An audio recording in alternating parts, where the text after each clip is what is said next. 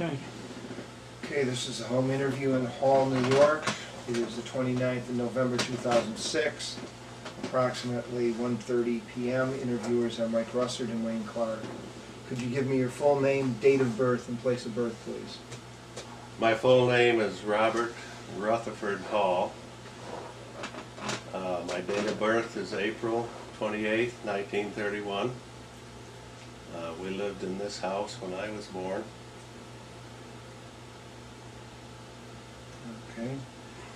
What was your educational background prior to entering service? I graduated from Gorham High School, and shortly after I joined the Air Force when I was 17 years old. Okay, so you enlisted. I enlisted in the Air Force. Why did you decide to do that?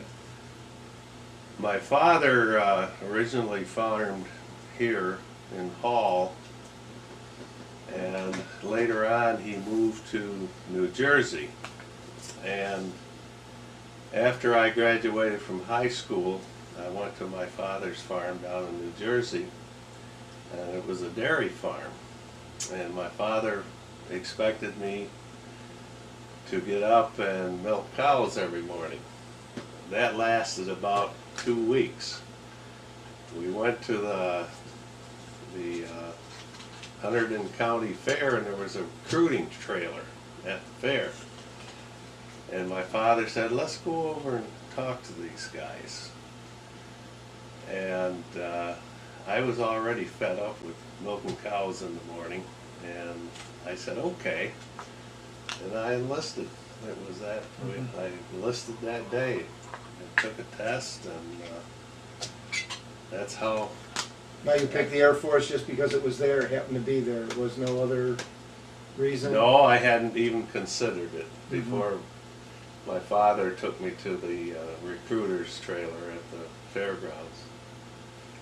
He had always wanted to join the military during World War II, but because he had flat feet, he was rejected. And I guess all his life he thought that was the thing to do, was to be in the military. Now, you did tell me that both your brother and sister served in World War II. Yes, my brother was in First Division Marine Corps on Guadalcanal, and my sister was a Navy nurse at Sampson Naval Training Station, and also at Dutch Harbor at the Aleutian Islands up in Alaska. A lot of people don't realize that that was quite a hot spot during World War II because the Japanese had already invaded parts of Alaska. And that's why the Americans' military was in Alaska at that time. Okay. Where did you go for your basic training? I was sent on a train all the way to San Antonio, Texas, and I took my training at Lackland Air Force Base. I arrived there in November and went through basic training, and my next assignment was Germany. I had requested Japan, but the way things are in the military, it turned out they sent me to Germany. Now, what was your, did you have any specialized training before you went over? No, when I was in high school, I took agricultural courses, and the only work I had was on farms. So did they give you any specialized training in the Air Force before you went to Germany? No. So you just your basic and off to Germany, okay? We were given placement tests, and the United States Air Force Security Service, which at that time the Air Force was practically a new arm of the service because they weren't activated as the Air Force until 1947, and I enlisted in 1948. And so that they were filling up lots of spots, and apparently I qualified for service in the security service. They sent me over to Germany, but no prior qualifications. How long were you in basic? Approximately 6 months.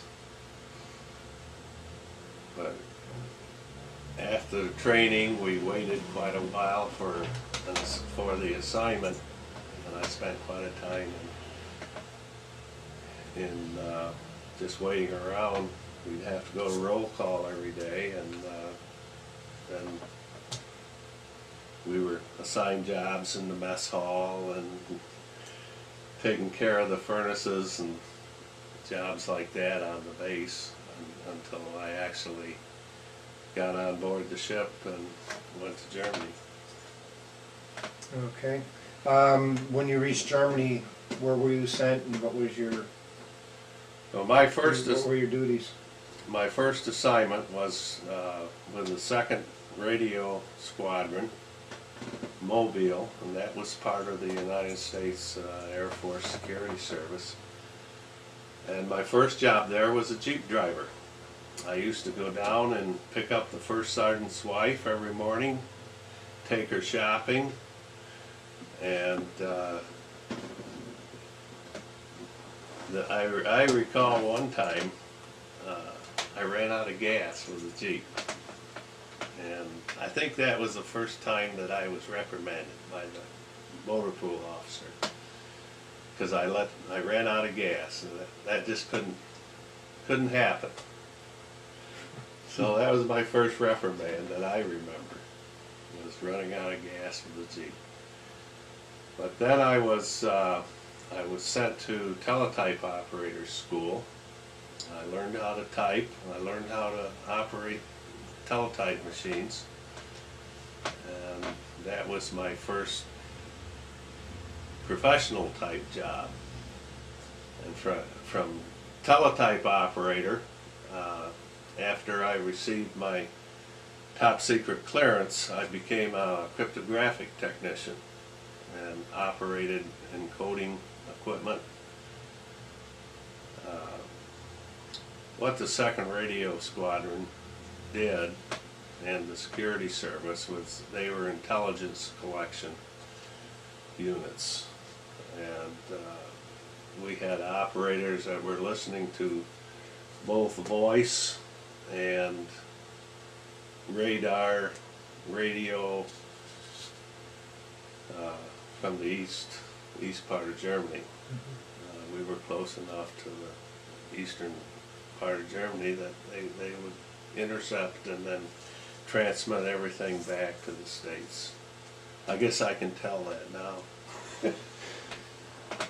However, when I made my declaration of intent to marry a foreign national, they immediately pulled my top secret clearance, my cryptographic clearance, and I became an administrative person on a typewriter and helped type the history of the 2nd Radio Squadron.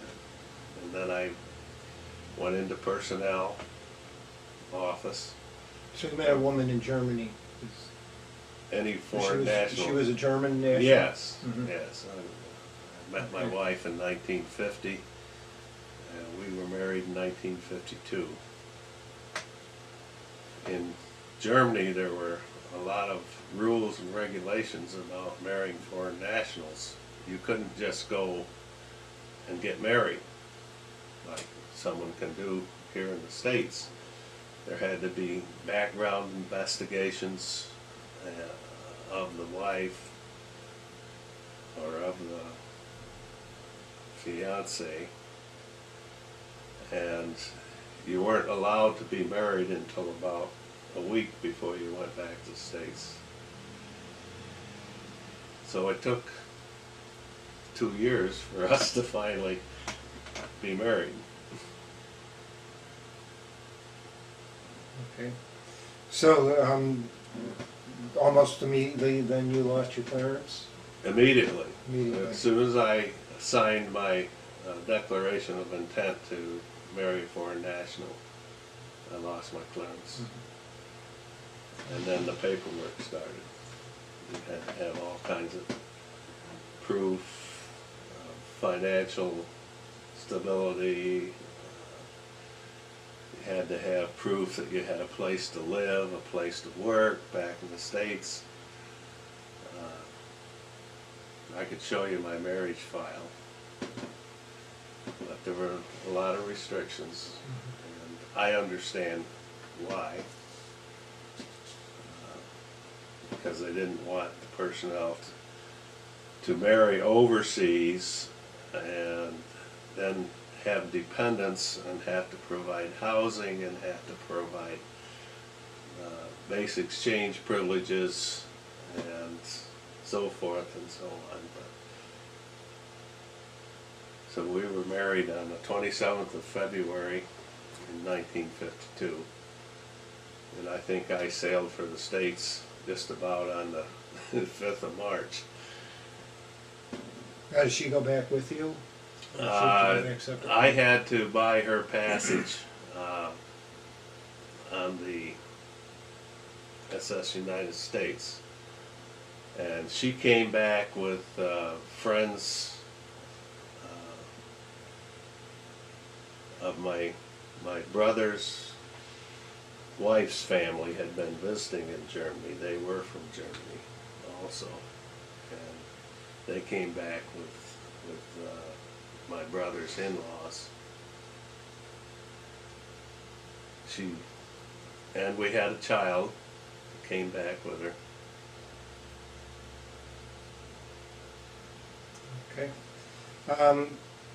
So what was your assignment then when you got back to the States? My first assignment was at Otis Air Force Base, and as I said, I had been given a new job specialty, which was in administration and personnel, and I had attained the rank of Sergeant E4. And by the time I got settled in at Otis Air Force Base in the personnel office, I had already received another promotion. It's just a matter of where the vacancies are. If there isn't somebody there to fill these promotion quotas, why, I was just lucky, and I was promoted to staff sergeant almost upon arrival.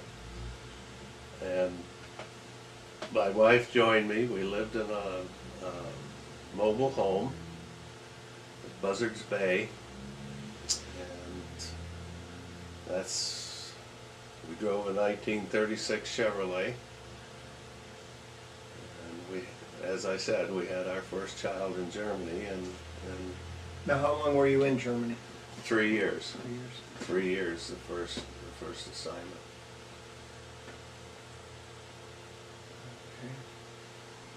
Okay. I was always trying to get closer to home. Now, Falmouth, Massachusetts isn't too far from here, but I had a chance, an opportunity came up to go to Mitchell Air Force Base and work with the reserve program. So that was the next step. And my brother and my father lived at Flemington, New Jersey, and I had an opportunity to go to Newark, New Jersey. So I took that. I worked with a reserve unit. It's called the Volunteer Air Reserve Training Unit. My job there was to keep the records of mostly officers from World War II that were in the reserve officer unit, and we kept records on them, and they came twice a month to a meeting. We showed training films, and it was right in downtown Newark, in a bank building. That was a good assignment. I made another promotion there to technical sergeant. Still being in the administrative and personnel field. We had our second child while we were in Newark, New Jersey, a son.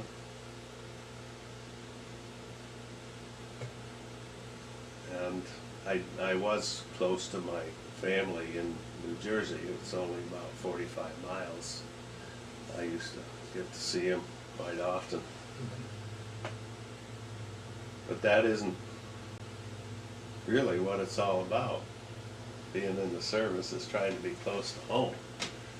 Later on, I realized that, and with my family, we traveled a lot.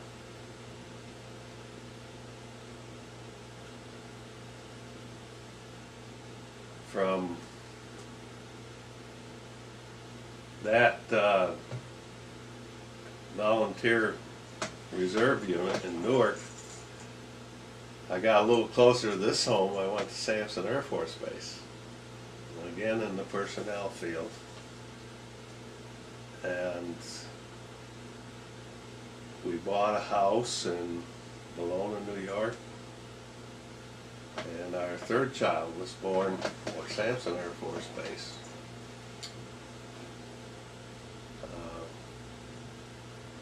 Then I had an opportunity to go to Spain. I thought, well, that sounds pretty nice. I'd like to go to Spain.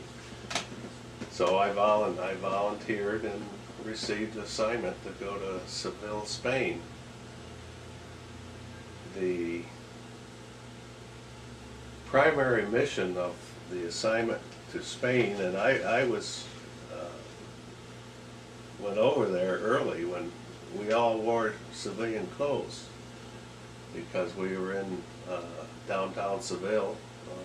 Our offices were in downtown Seville, and we lived on the civilian economy. We rented the house. I had some very nice Spanish friends who lived next door. I hunted with them. My children played with their children. My children spoke fluent Spanish. But I never could learn to speak fluent Spanish. But we did take courses in Spanish while we were there. I was in Spain 3 years. And Now, why did you wear civilian clothing? because it was a new thing for the Spanish to have American military on their soil. And in the beginning, when this first started, actually the U.S. government built 3 air bases, and they put in a pipeline all the way from Zaragoza to Huelva, Spain, all the way across Spain. And the reason for this was that if our bombers left the States, it was all during the Cold War, and delivered bombs over enemy territory, they wouldn't have enough fuel to get back to the States. So this was what they called reflex base. They could land in Spain, refuel, and then go back to the States. But by the time they were finished with this, they didn't need it anymore. So all the bases and everything was turned over to the Spanish government. But when the bases were finished and finally manned, we did wear our uniforms on the bases. But I enjoyed very much being in Spain. I went to the markets, I had Spanish friends, I went hunting with my Spanish friends way up in the mountains. We hunted partridge. We had a rod and gun club. We used to take ships. We were close to the water there in Seville. We'd take ships out to go fishing. And it was a very nice assignment. My wife liked Spain also. And our fourth child was born in Spain. That was Bob. He has a Spanish birth certificate.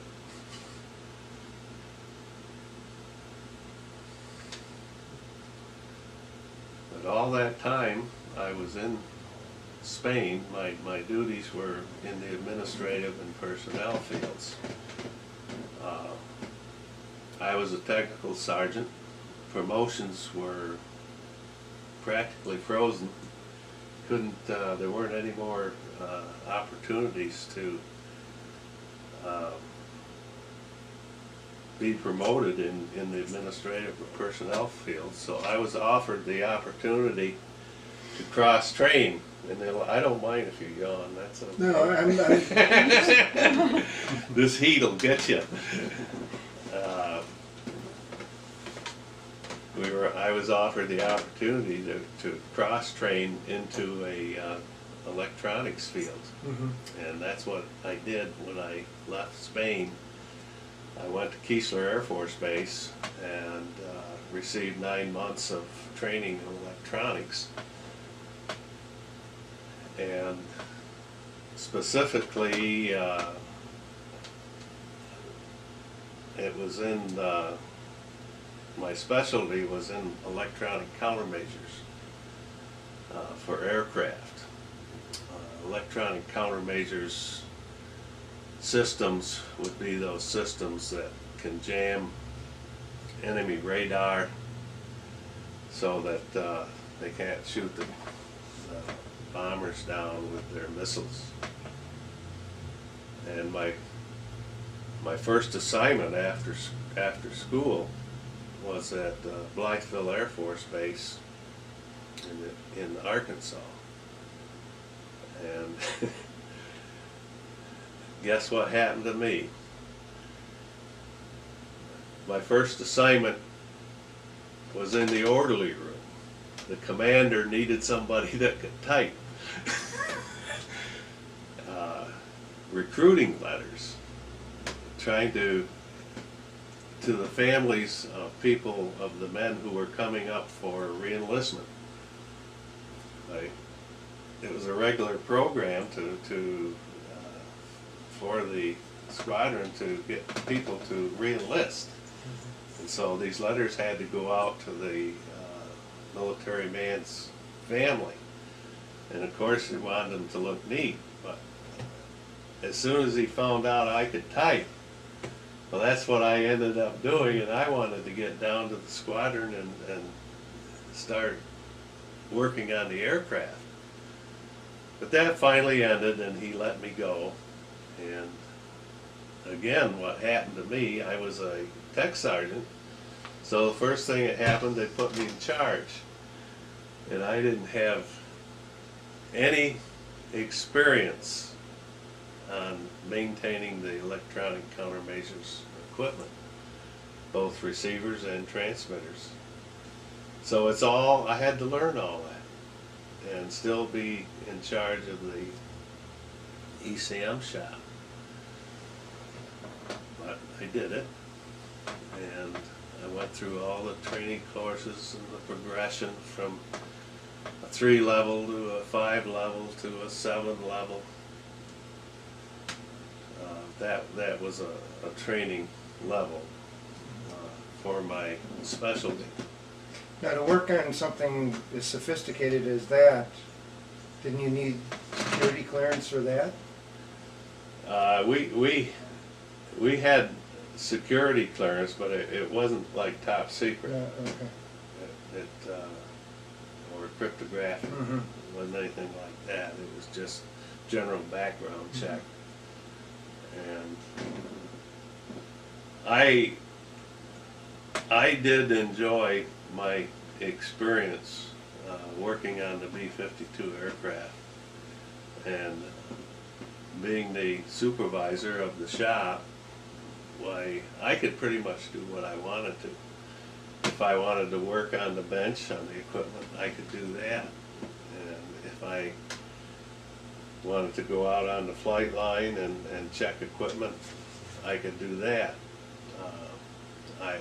I even flew in the B-52s to observe the performance of our systems. And I just liked working on the B-52 aircraft and all the excitement. This was in Strategic Air Command, and we were often hit with a what they called an alert. The inspectors would unannounced drop in at your base and say you're on alert, and the B-52s would have to take off with such time, and they had people grading you on everything on that base. And that was an exciting time. And if you didn't do well, the wing commander would lose his job. And it was quite an important thing to be on your toes and have everything up to date, because you were inspected from one end to the other. The inspectors would come right into our shops and look at our records and check our equipment and check our performance on how soon we could turn an aircraft around, get it ready to fly again. And it was an exciting job, and a hard job, because the time that the alert would happen, it could be 2 o'clock in the morning. And we'd have to get out of our beds and go down to the flight line. So I finally, actually in my Air Force specialty, I reached a 7 level, which matched with my rank. And during that time at Blytheville, I was promoted to Master Sergeant. So it did pay off for me to change my career field and get into electronics.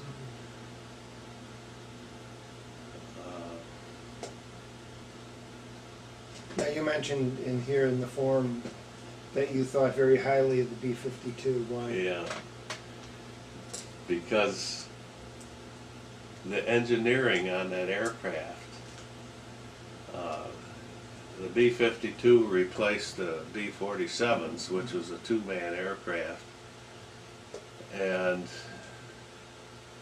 the B-52 was so much larger, had 8 jet engines, had much longer range, much larger bomb carrying capacity, and I went to Blytheville in 1960, and they're still using the B-52H models today. So that's, and they expect to still have the B-52s in the inventory by 2040.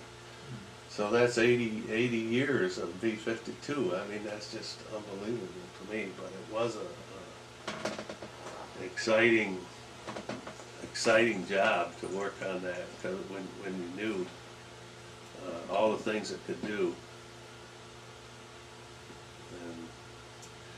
And it also, the B-52 flew at low level, like maybe 600 feet off the ground, with their radar, and in that manner they could come in under the enemy radar that would detect them. And I flew low level once. That was enough of that. It's very rough.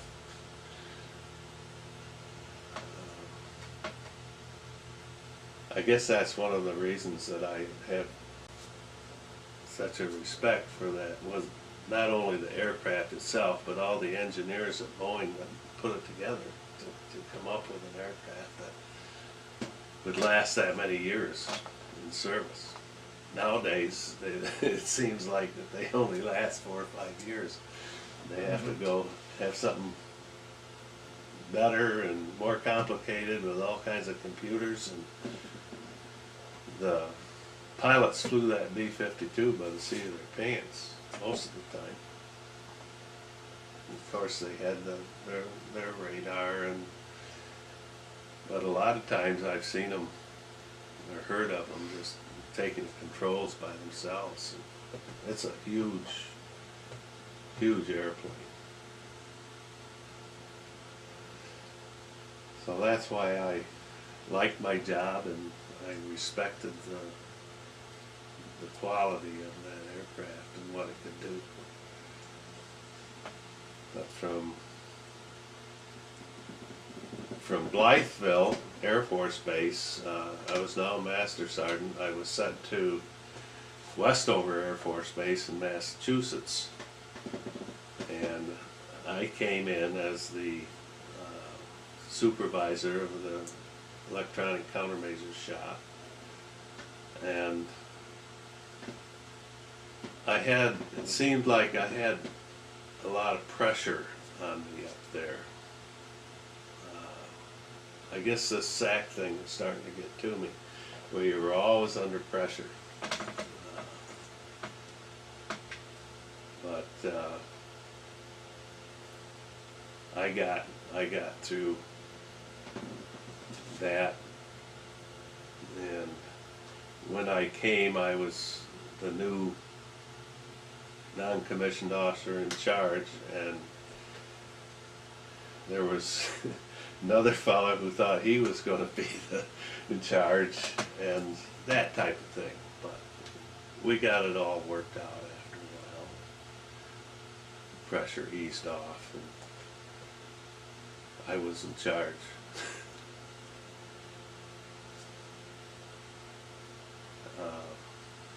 One of the strangest things that I remember at Westover is that our squadron commander, he was a navigator on a B-52. Besides being the commander of the squadron, he flew in the B-52 as navigator, and he was flying over, what's the name of the city? Springfield, Mass, and all of a sudden the hatch door opened below him, and it sucked him right out of the aircraft, and he landed up in the tree down in Springfield, in the park. And all he did is break his arm. I thought that was a pretty amazing thing. John Ertler was his name, and His chute didn't open or anything? It just... no, it wasn't time. Yeah. He just ended up in a tree. His whole seat or just him? Well, he wasn't in his seat. Oh, he was... He was walking around. Oh, okay. And the door, the hatch on the B-52 is on the belly. Mm-hmm. And you climb up in, and it Yeah. opened, and it just pulled him right out. And I'm not sure that he was even wearing his chute. They were supposed to wear your chute if you left your seat, but that was probably the most amazing thing that I saw while I was at Westover. So from Westover Air Force Base, I hadn't been there too long, maybe a year and a half, 2 years. And I had an opportunity to go back to Germany. So that's what happened. My family and my family was always with me when I traveled, when I was assigned from one base to the next. And usually when we had a change of station, we'd have to find civilian housing first. And then after about a year and a half, we could move into the base housing. So every change of station that you had, you'd involve 2 moves. And that meant that the children had to change schools. twice every time I moved. And as the children grew older, why it began to, I began to see it was hard for them. But the assignment to Germany,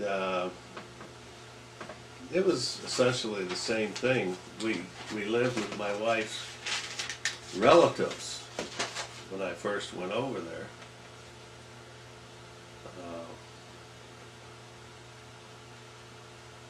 By the way, we had another daughter in Blytheville. That was our fifth child while we were in Blytheville. So there were now 7 of us that traveled every place.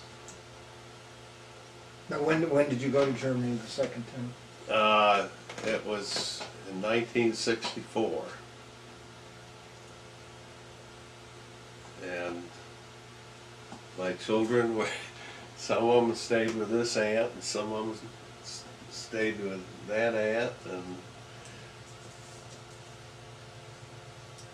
I was the assignment in Germany was an entirely different thing. It had nothing to do with aircraft. What I was involved in there was intelligence collections, electronic intelligence collection. And we worked with NATO countries to set up equipment to intercept all kinds of electronic intelligence from the East. It was still a Cold War at that time. No, you have top security. No. I still had just a general background check, secret clearance. How was this different from what you were doing in Germany the first time? Well, the top secret thing came with a cryptographic Okay. operation.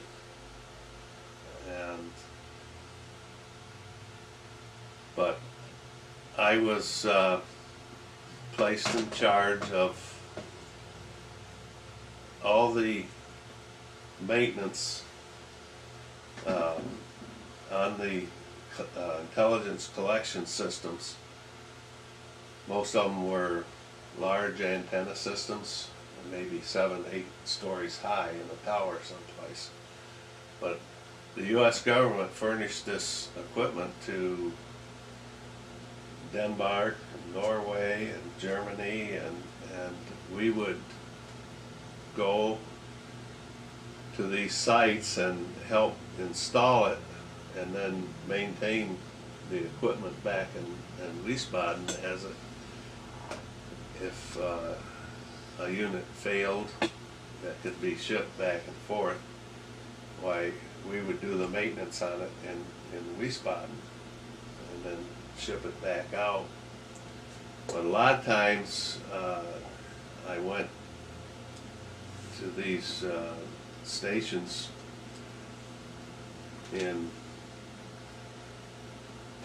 Germany, in Denmark, Norway, and help the NATO military figure out what was happening or install new equipment.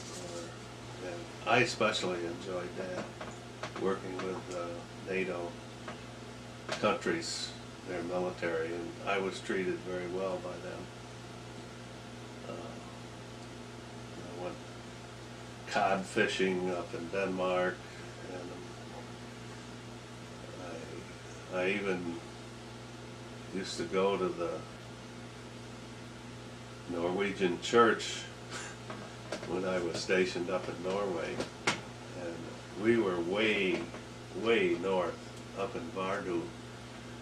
One of the most amazing things to me that I observed was a ship came in.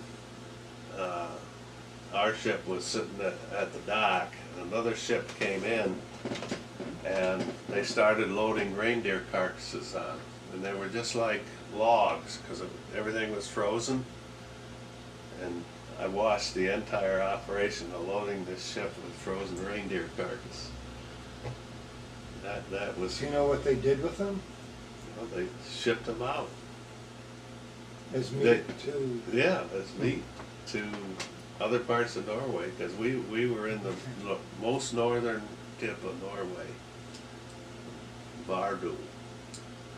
And the intercept sites up there were very close to the Russian border. And that was kind of a strange thing too. I had a camera with me and I was taking pictures and having a great time. And when I got my camera, picked it up from my hotel room, there wasn't any film left in it. So I think our side took the film out. But I wasn't taking anything. I was just taking pictures of the Norwegian soldiers, and the Jeep, the snow Jeep that we traveled on, things like that. I had some pretty exciting times. It was all good times though. I never experienced any conflict or any battle. So I stayed in Germany 4 years. And I had taken a promotion while I was in Germany to E8 Senior Master Sergeant. I had to serve extra time because I accepted that promotion. So my family came home here in October 1968. The house was vacant. My mother and stepfather were in Florida. He was quite elderly and pretty sick. He had been in the military too. He was a retired Army first sergeant. And that was my mother's second husband, my stepfather. We didn't get along too good. But he and my mother owned this house and this farm. They bought it from my father when he went to New Jersey. So this house was vacant and we had to break in the house through the window because we didn't have any keys. And I had to go back to K.I. Sawyer Air Force Base in Michigan for a short period, about 4 months, to finish out my commitment for accepting the promotion. But that, when I retired in 1969, I really felt that I'd had a wonderful career and that the military had taken great care of me. All of my children, with the exception of one, were born in military hospitals. We were taken care of by military medics and dentists, and they just took excellent care of us the whole time of my career. And as I said, my family was always with me. I never had to go someplace for 2 or 3 years in some remote base like a lot of the men do. But that was quite important because my wife and I raised 6 children and we were married 52 years. So why did you make a decision to leave the service? I made that decision because it was getting so difficult for the children to move. They were getting into high school age now, and the older they get, the harder it is to change schools. So we made the decision to come back home.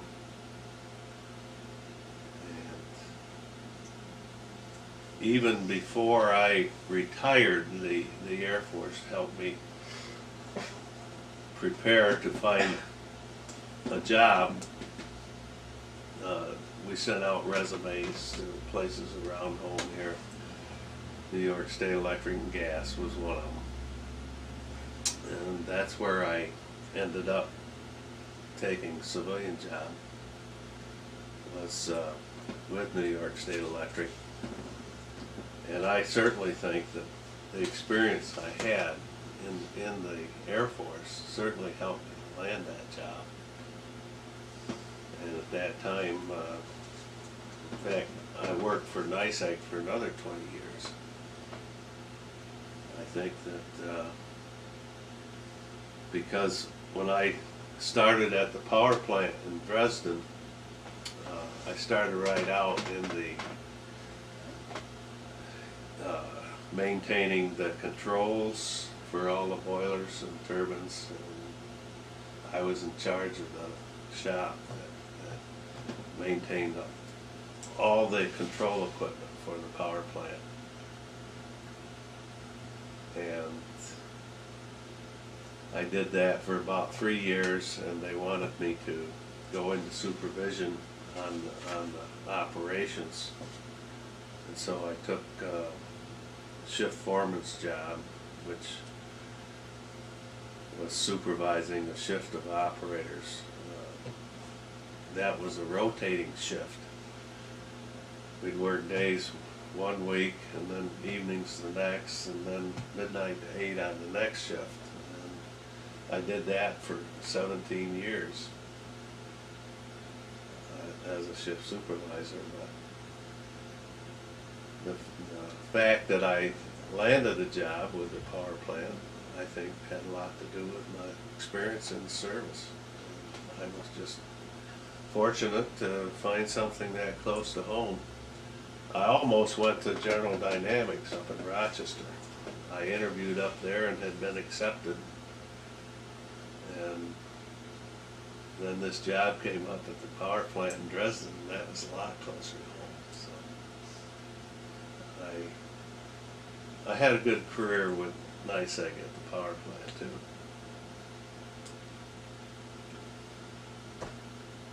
Did you ever stay in contact with anyone that was in service with you? Not too much. As my first assignment in Germany, I was a young fellow, and I had a very good friend. We used to play basketball together. We went drinking together. We went on vacation together. We were together all the time. But he went back to the States, and I had to stay extra time in Germany to complete the marriage. And we've never seen each other since. He was probably my closest friend in all that time I spent in the service. Very, very rarely have I seen somebody that I knew when I was in the service.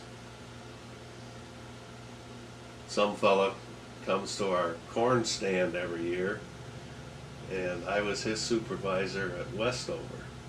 And but I never saw him. He'd come and I'd be someplace else. But it seemed like when I retired from the Air Force, why that kind of cut off all my personal relationships with other military people. We are fortunate enough to have a retired Air Force general in town here, General McCausland, who lives in the schoolhouse up the street. But I didn't know him in the service. I only knew him after he came and started to live here in Hall. Very nice man.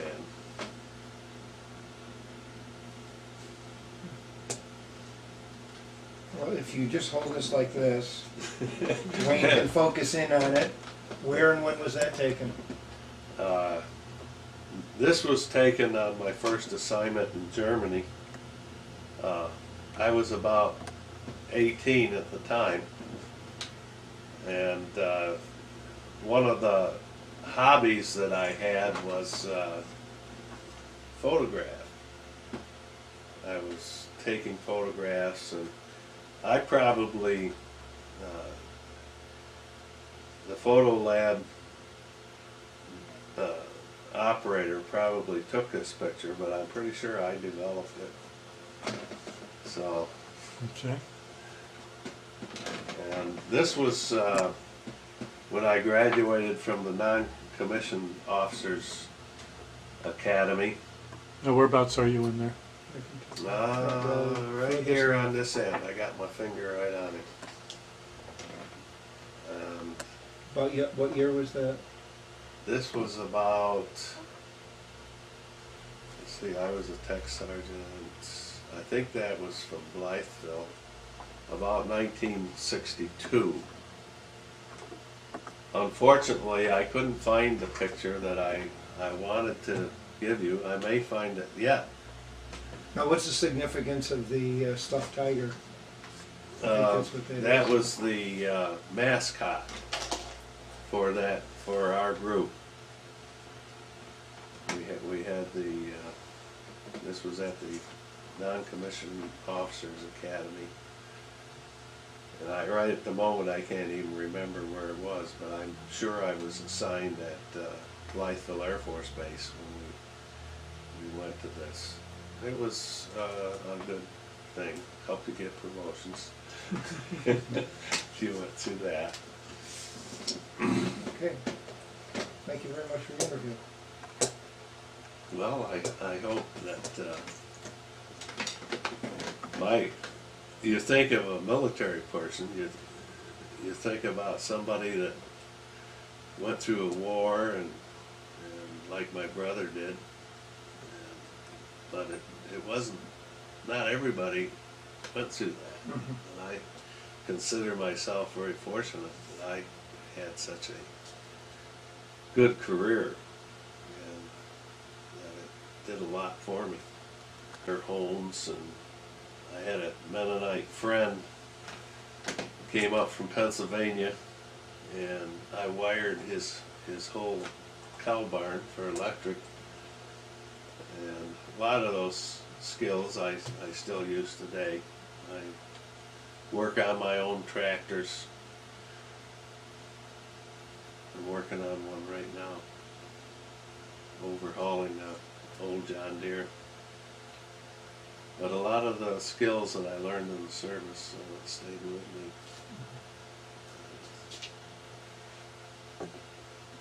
Okay, thank you. Thank you.